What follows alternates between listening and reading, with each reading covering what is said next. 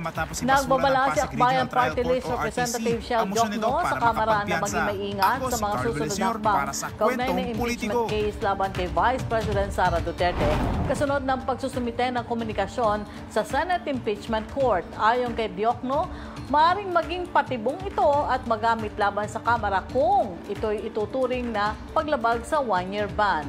Ang buong kwento ay hatid ni Jasmine Canonoy.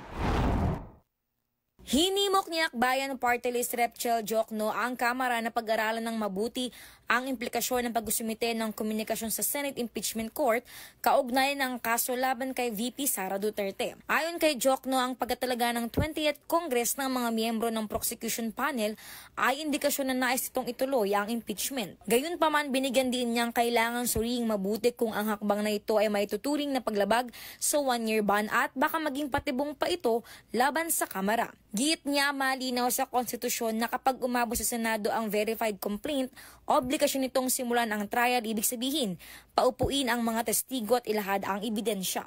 Ikwestiyon din ni Jokno kung maaari bang i-dismiss ang kaso ng walang pagdinig at kung may legal na basihan ang hinihinging majority vote bago ito umusad. Para sa kanya, taliwas sa saligang batas kung magpapatupad ng bagong rules habang tumatakbo ang proseso. At dapat sundin ng Senado ang mandato ng konstitusyon, simula ng paglilitis at magpasya batay sa ebidensya. Ako si Jasmine Canonoy para sa Kwentong Politiko.